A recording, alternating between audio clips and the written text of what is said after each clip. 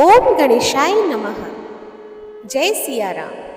नमस्कार दोस्तों, आज मैं आप लोगों के समक्ष सती माता अनसुईया की कहानी प्रस्तुत करने जा रही हूँ। तो चलिए शुरू करते हैं। एक बार नारद जी विचरण कर रहे थे, तब तीनों देवियाँ माँ लक्ष्मी, माँ सरस्वती और माँ पार्वती को परस्पर विमर्श करते देखा। तीनों देवियां अपने सतीत्व और पवित्रता की चर्चा कर रही थी। नारद जी उनके पास पहुंचे और उन्हें अत्रि महामुनि की पत्नी अनुसुईया के असाधारण पातिव्रत्य के बारे में बताया। नारद जी बोले, उनके समान पवित्र और पतिव्रता तीनों लोकों में कोई नहीं है। तीनों देवियों को मन में अनसुईया के प्रति ईर्ष्या होने लगी। तीनों देवियों ने सती अनसुईया के पतिव्रत्य को खंडित के लिए अपने पतियों को कहा। तीनों ने उन्हें बहुत समझाया, पर वे राजी नहीं हुई। इस विशेष आग्रह पर ब्रह्मा, विष्णु और महेश ने सती अनसुईया के सतीत्व और ब्रह्म शक्ति परखने की सोची। जब अति ऋषि आश्रम से कहीं बाहर गए थे, तब ब्रह्मा, विष्णु और महेश तीनों ने यतियों का भेष धारण किया और अत्रि ऋषि के आश्रम में पहुंचे तथा भिक्षा मांगने लगे। अतिथि सत्कार की परंपरा के चलते सती अनसुईया ने त्रिमूर्तियों का उचित रूप से स्वागत कर उन्हें खाने के लिए निमंत्रित किया। लेकिन यतियों के भेष में त्रिमूर्तियों ने एक स्वर में कहा, हे साध्वी, हमारा एक नियम है कि जब तुम निर्वस्त्र होकर भोजन परोसोगी तभी हम भोजन करेंगे।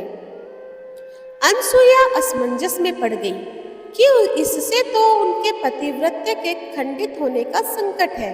उन्होंने मन ही मन ऋषि अत्रि का स्मरण किया।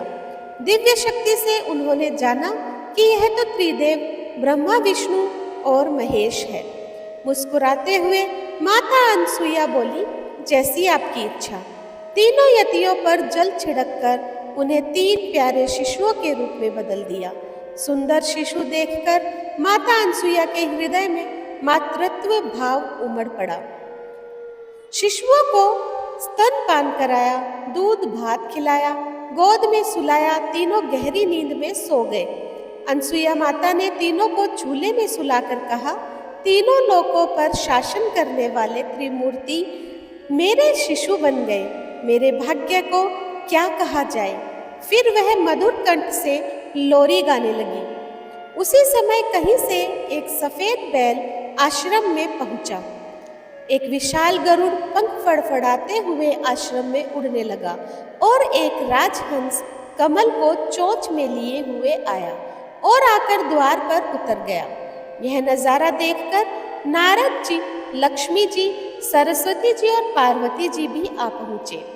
नारद ने विनय पूर्वक अनसुईया से कहा, माते, अपने पतियों से संबंधित प्राणियों को आपके द्वार पर देखकर यह तीनों देवियां यहाँ पर आ गई है।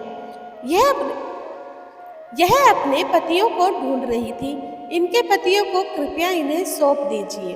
अनसुईया ने तीनों देवियों को प्रणाम करके कहा, माताओं, झूलों में सोने वाले शिशु अगर आपके पति हैं तो इन्हें आप ले जा सकती हैं। लेकिन जब तीनों देवियों ने तीनों शिशुओं को देखा तो एक समान लगने वाले तीनों शिशु गहरी निद्रा में सो रहे थे। इस पर लक्ष्मी, सरस्वती और पार्वती भ्रमित होने लगी। नारद ने उनकी स्थिति जानकर उनसे पूछा, आप क्या अपने पति को पहचान नहीं सकती?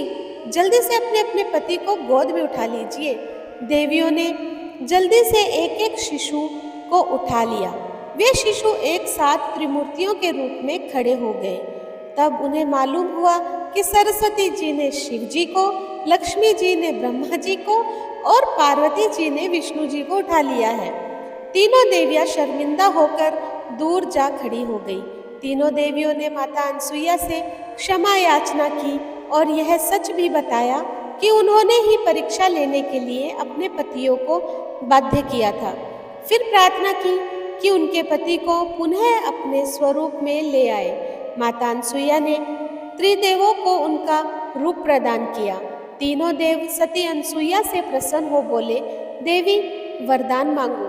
त्रिदेव की बात सुन अनसुईया बोली, प्रभु आप तीनों मेरी कोख से जन्म ले, ये वरदान चाहिए अन्यथा नहीं।